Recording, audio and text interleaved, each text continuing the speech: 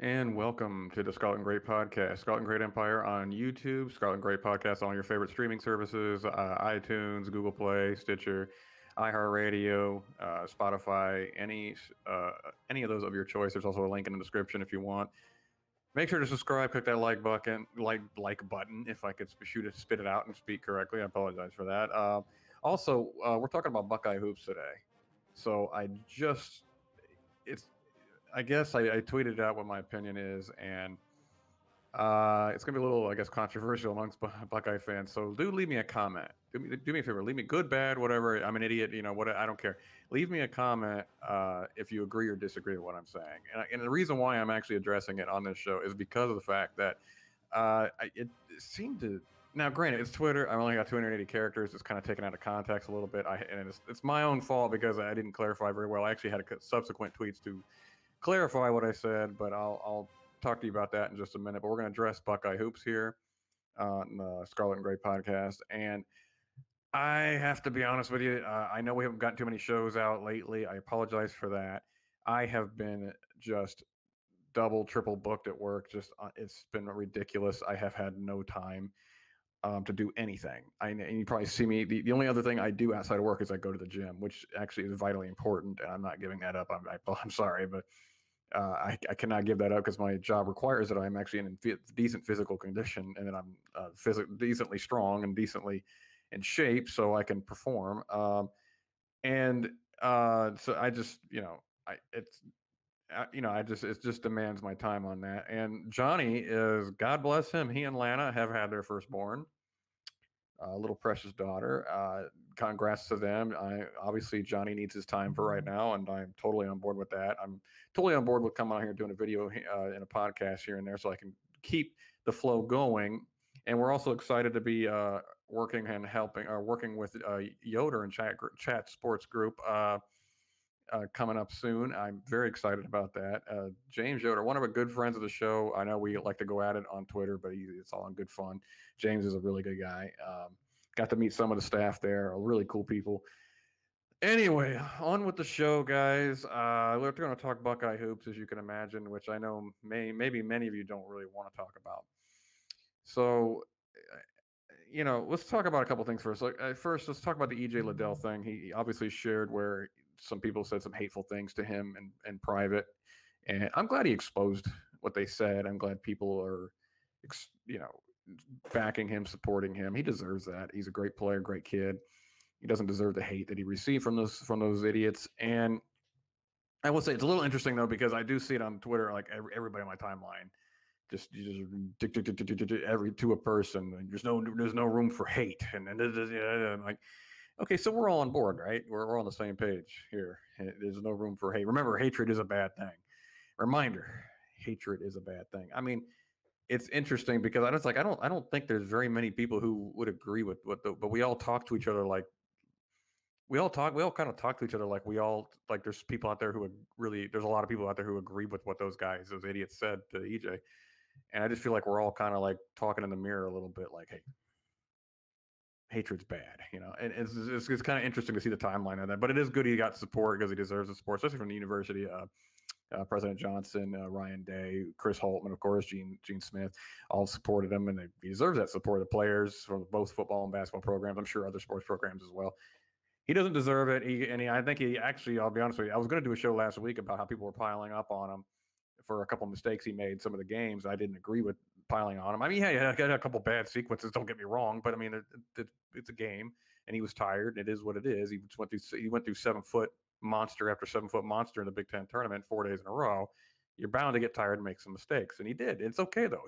We're not there without him.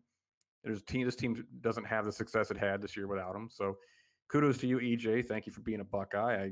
I'm saying that hoping you continue to be a Buckeye for next year, and we hope to see you again next year. I believe we will, but you never know. Some of these kids get a taste and they want to try out their luck in the NBA and go through the G League and get paid. So we'll see what happens. I hope he comes back. Great player, great kid, great representative of Ohio State. Great game, honestly. I mean, a couple of mistakes, yeah, against Oral Roberts, but overall pretty good game. 23 points, 14 rebounds, 5 assists. He led the Buckeyes in all 3 categories. You can't complain about that. Plus a key block towards the end, which kept us in it. Yeah, he missed a free throw, got a couple turnovers. I get that, but you can't negate everything good he did because of a couple of mistakes. I'm sorry, you just can't, especially when the whole team was struggling. And it was kind of a microcosm, a little bit of what going into that game of, what uh, the season was, wasn't it? I mean, it was just, defense was lacking at times. Just defense looked lost at times, flat out lost. Couldn't find the open man. Uh, Offense surprisingly struggled quite a bit to find buckets, and it wasn't even necessarily that like the sets weren't working and they weren't getting open looks.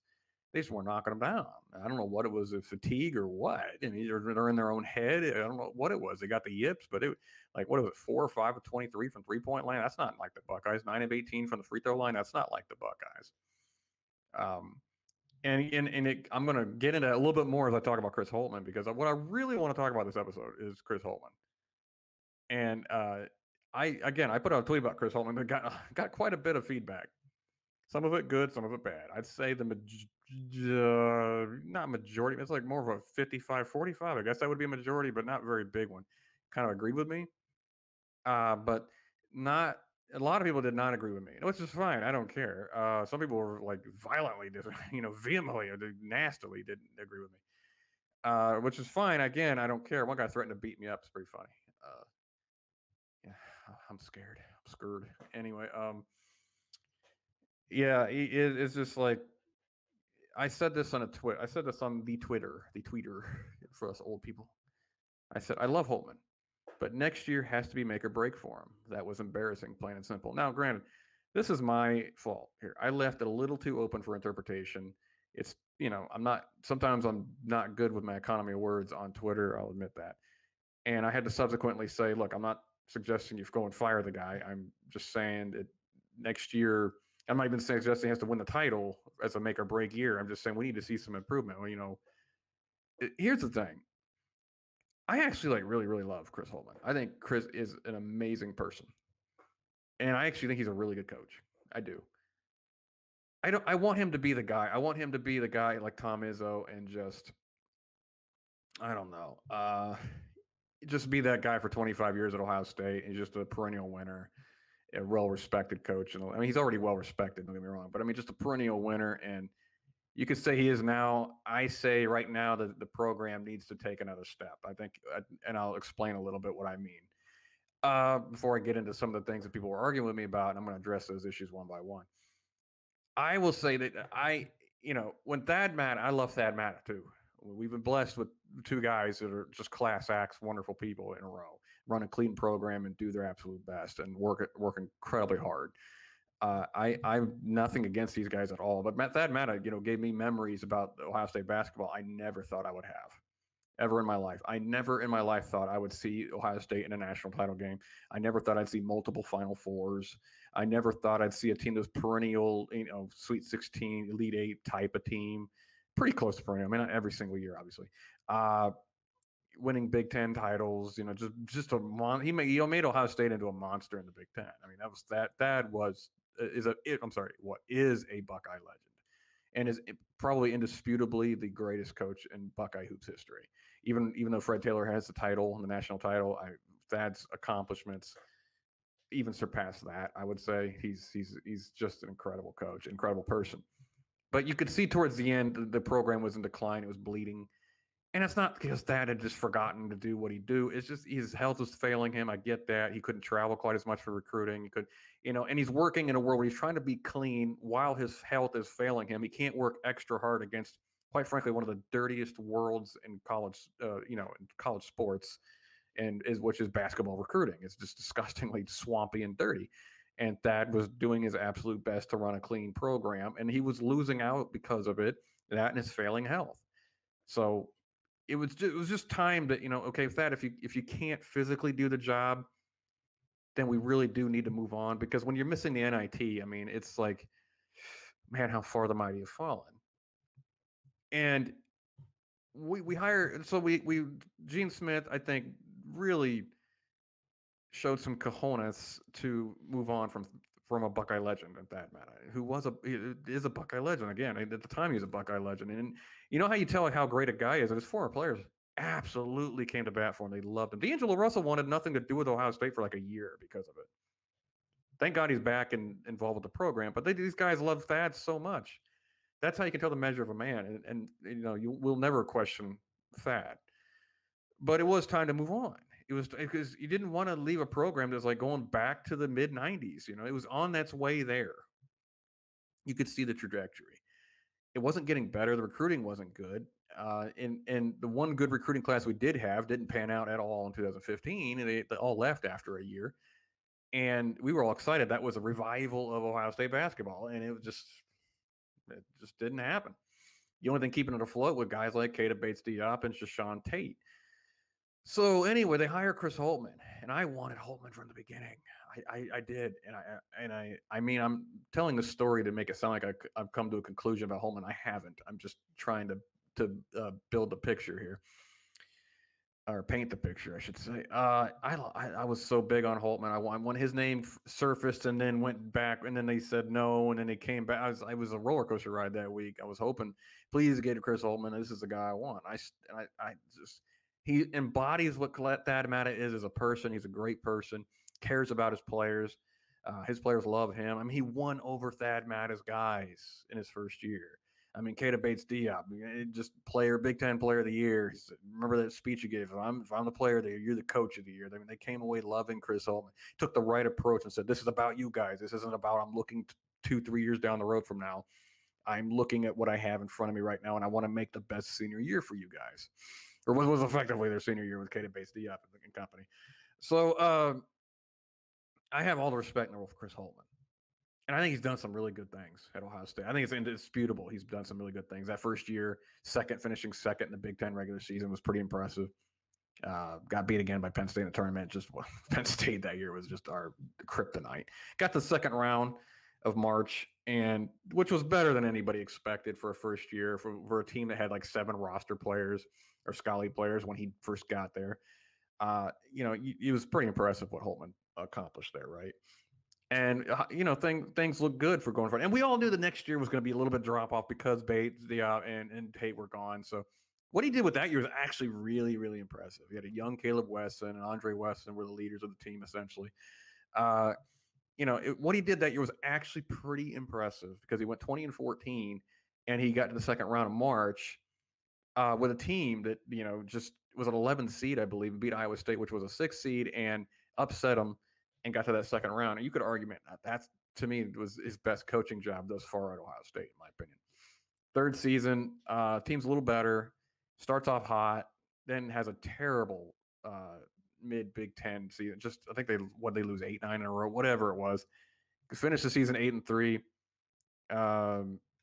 I'm sorry, no, I'm thinking it's fourth season now. But anyway, again, it's the early round exits in March usually, and I mean, this is his fourth year. Okay, and so his third season was I think the COVID year, right? It was a year where he couldn't go into March. We had a team that finished 8-3, looked pretty good, couldn't have a Big Ten tournament, couldn't have a March tournament, and everybody wants to say, well, that team might have gone to the Sweet 16. Well, maybe, I don't know. It's possible they just go round 2 and they're gone. Who knows? So we get there this year, right? And this year, what is it? This year again, we start off hot. We're 18-4, man. We're the number 4 team in the country. Now, this team could play with anybody, and we'll drop 4 in a row. But even then, I didn't lose faith. I just, this is basketball. Slumps, skids happen. They seem to have a trend where we do that in at least 3 of the 4 seasons where we have a slump right in the middle of the season. And we can't do that. But anyway, we rebound in the Big Ten tournament, have a great tournament, come within 3 of playing with the Illinois, which is one of the best teams in the country by a mile. And really, honestly, the thing about this season, more than anything, above all the mistakes they make, by the fact they can't keep a lead for whatever reason, is grit and determination. This team has it in spades, and this team will absolutely fight you to death and fight you to the end. And that you can give Holtmann all the credit for that, for the culture there. He's done a great job on that.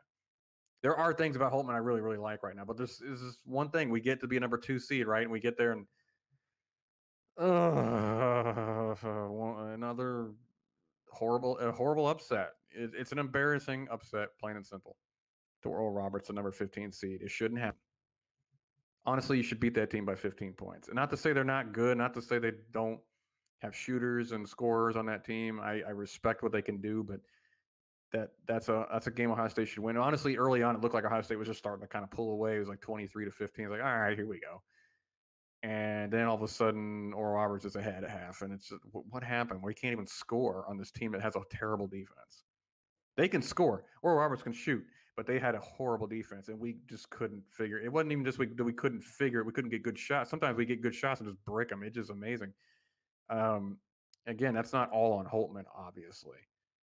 So anyway, they end up losing in overtime to Oral Roberts. They had the lead with about a minute and a half to go, 4 points, and blew that, and then they lose in overtime. It's just an embarrassing loss. How plain and simple. And then, of course, I put out that tweet that I just read to you.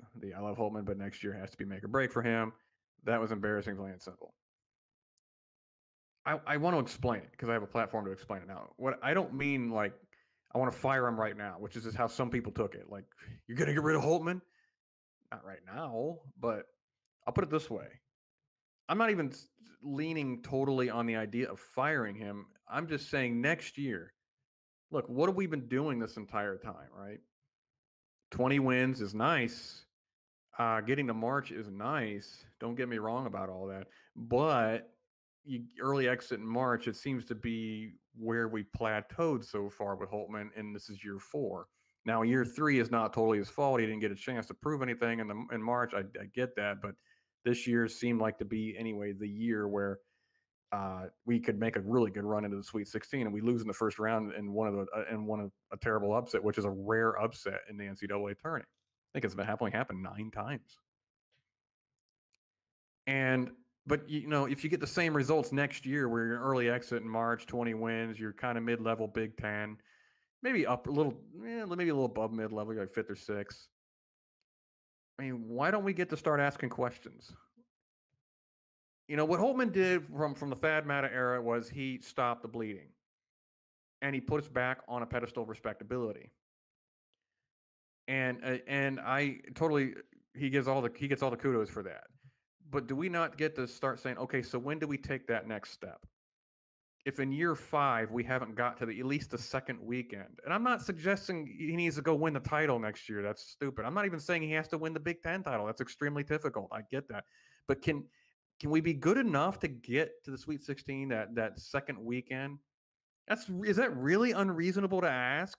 I was getting a lot, I want to say hate, just disagreements. I hate to say it's hatred because you disagree with me. That's just wrong. I get a lot of disagreements. Like, I don't get why I'm the unreasonable one to expect that, hey, you know what? We need to go a little further. Just a little further. Reminds me of Moneyball with Brad Pitt talking to the owner. It's like, I'm not asking for tens of millions of dollars. I just need a little bit more. All I'm asking is, can we go to the Sweet 16? Can we go to that second weekend? I don't need you to win the Big Ten. And people were croaking me like I was crazy. Like, man, after the tournament you guys just had in the Big Ten tournament? I was like, yeah. And you know what? I get basically 7 responses. I'm going to try to wrap them up that I thought were kind of like, I don't agree with that. I'm going to address them all one by one. The first one I got that caught my eye. Well, first round exits happen. It's happened to Coach K. It's happened to Coach Izzo. Okay, these guys have built up some equity. How is this even an argument? I mean, if Holtmann had won the Big Ten before or made a deep run into March or whatever, or not the year before because of COVID, but a couple years ago or whatever, his first year even, I'd say, all right, fluke loss. But right now, it's not a fluke loss. It's actually a trend. We're early exit March team, a March program right now. And, well, you don't like it. We've done it 3 out of 4 years. I'm not saying fire him for that. I'm saying, can we see next year a little bit of improvement? And I'm unreasonable for that. But you can't compare him to Coach K or Tom Izzo. Come on. let's not be ridiculous here. The other one is, God, you're overreacting. It's just one game. No, as I've explained, it's not just one game. There's not a complete book of equity built up to where I can point to a million different things that he's one of consequence and say, look, you've done this, you've done that, you've done this, you've done that. All I can point to is, hey, you stopped the bleeding and we're at least on a steady plane, but now it's time to take that next step. And if we don't see it next year, we don't take that next step. I mean, here's going back to what I'm talking about, asking questions. Do we have to ask questions? Is Chris the guy to take us to that next level? Is he or isn't he? It's year 5. We can't even get to the second weekend of March. Now, maybe it does happen. Maybe he makes a deep run. And of course, I'm going to have people coming at me. You wanted him fired. That's not what I'm saying at all. I'm saying I want to see what happens next year. And I'd say I don't, and I'm saying it's not too much to ask that second weekend. But then you have to ask yourself: Is the boosters in Ohio State alum and the athletic department, are they okay with just 20 wins and get us to March and that's it? Are they okay with that? Because if they are just okay with that, then I'm really not that interested in OSU basketball anymore. Now, I don't think Holtmann's okay with that. He's a competitor. I'm sure he wants to go much further. I'm sure he wants to win a title at Ohio State. It's not an easy thing. I'm not asking him to do that. I'm not even asking for as many Big Ten titles as that one. But the second weekend of March is not a lot to ask. I'm sorry. It's not that it's easy to get there, but at a program like Ohio State, it should be possible, I would think. It shouldn't just be a fluke with Thad Matta and then we're just never going to do it again. Number 3, another point. He constantly overachieves, Cory. Okay, well, if you're overachieving in year 4 and your overachieving is 20 wins and early exit in March, what kind of program are you running is what I'm going to ask you. I mean, isn't it a fair question to say, well, if you're still overachieving and that's what the line is, okay, how bad is the program then? Because that's good. That's not great. I mean, that's not like, oh my gosh, wow. I mean, what's normal for this team then? 15 wins, NIT, missing the NIT. I think we're more talented than that. I mean, you're pretty much insulting the talent that he himself has recruited. Which goes into, again, feeds into number points 4, 5, and 6 here. 4, no one has high expectations. Well, if you're in year 4 and we don't have high expectations, then something's wrong. We should have higher expectations by year 4 and 5. I mean, come on. Now we're sounding like Michigan fans when it comes to Jim Harbaugh, which I will admit this. It makes a little bit more sense that we sound like that as Ohio State basketball fans because we are not a basketball school. I fully recognize that. Michigan, however, they're supposed to be a football school. So that when they talk like that about Jim Harbaugh, we'll give him more time than 5 years to do something. It starts to, it starts to sound really low and bad. Number 5, players didn't execute. I agree with that. I do agree with that. But there are issues here that I will say the free throws being missed, that was not characteristic of a Holtmann team. Holtmann usually has pretty good free throw shooting team. In fact, I'll say that's where he's been a step up from Matta. Matta always had a free throw shooting team to drive me insane. But for whatever reason, this game they didn't do it. I wouldn't put that on Holtmann. I wouldn't even put the bad shooting on Holtmann. We did have good looks. I'm not claiming he's all at fault for losing. But the buck stops with the coach. You're not getting to that second level year after year, or that second weekend year after year after year. It can't just be, we're only looking at one game. No, I'm looking at the totality of his resume at the moment. I'm giving it a shot to improve next year. But right now, this is what it is. And no, the players didn't execute, but I will say that the stuff like when people bring up to me turnovers, that has been something that has plagued a Holtmann team for years. That has not gotten too much better. I mean, I don't totally pin that on players. These are guys he's recruited, that he's coaching, that are still making really bad mistakes into year 4. You can't completely lay it all on amateur players. 6, this is another one. Feeds right into this. He doesn't have the horses on the perimeter. He doesn't have the athletes. He didn't recruit them. This isn't his first year. He didn't just come into it this year. Recruit them. I mean, he's in charge of recruiting, isn't he? Is he not? I mean, I don't know what to tell you on that one. It's like year 4. I don't have the players. Well, what are you doing then? This is the last point I want to address. I think it's the grass isn't always greener, Cory. We could have had Archie Miller. I will absolutely agree. Holtmann is indisputably better than what Archie Miller has been for Indiana. That is not what, there's no debate on that. However, that doesn't mean, that goes back to the question, what does the alumni and boosters in the athletic department demand of Holtmann, and what do we demand of Holtmann? I hate to say it like that. I love Chris. I'm not demanding anything of him, but what kind of standards do they have? I know Holtmann has the highest standards, so I'm not questioning him. But what is the department okay with? What are the financiers okay with? Right? And you say the grass isn't always greener. No, I agree. We could end up with somebody much worse. I agree. It could happen that way. But at the same time, do you let that not? Do you let that fact that it could say that you could end up with somebody worse? Do you let that stop you from trying to get better? And then it goes back to, do we even want to get better? I know Holtmann does, but does the program? I don't know. I can't answer that question. Of course, the public, officially they would say, "Oh, we want to be the best." But do you? Your bread is buttered with football, so I don't know. Grass isn't always greener. That's just not.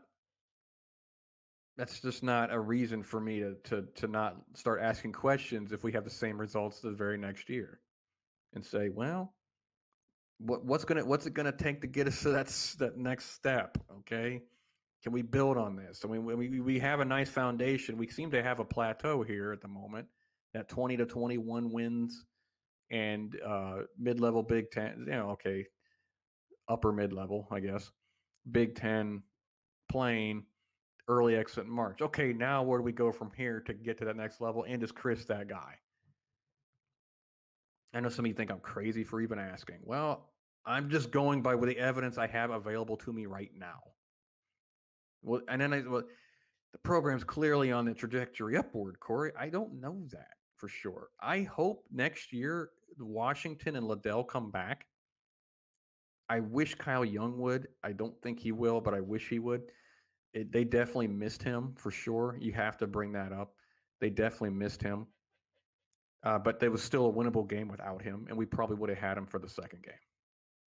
But you couldn't get past 15th seed. And I'm amazed that I got called for a quote unquote attacking Holtmann and the players for simply saying in order to my being ridiculous, whatever, as all kinds of things being said, like somehow believing you should beat a 15 seed and get to and a number 2 seed should have a good a chance of getting to the second weekend is somehow being ridiculous, unreasonable, a fake fan, as I was called. It's like, man, I've been defending this team all year, even when the detractors were saying they were garbage for not winning by 25 every game. So I've been defending Holtmann forever. And I agree there's context to those other seasons I mentioned, but at some point that context runs out. And I'm saying by year 5, I would like to see a little bit of improvement. If that's unreasonable, leave me a comment, let me know. I don't believe it is. Maybe you have a differing opinion. I'd actually like to read it. But anyways, that's the hoop season. I still thank them for the memories. I mean, this team had a lot of guts. To finish on a positive note, this team had a lot of guts. And they gave me a lot of great memories this year. I love watching them storm back whenever they were never out of a game. And I did say that I did make the joke that they like to erase 15-point leads from both directions. They give up a 15-point lead, or else if you're up on 15 on us, we were going to come back. Guys like Dwayne Washington, who really developed and stepped up his game, became much better and became a leader. EJ Liddell had a great season. Kyle Young had a great season. CJ Walker provided veteran leadership and veteran presence for us on the court. It's fun to see the young guys develop and get better. It's going to be fun to watch Eugene Brown and Michi Johnson going forward, Zed Key going forward. But that being said, basketball season's over. Now we're on to spring practice, Ohio State spring football. So anyways, guys, thanks for tuning in. I really appreciate it. Scarlet N Great Empire on YouTube, Scarlet N Great Podcast. Thank you, guys. As always, goodbye, God bless, and go Bucks.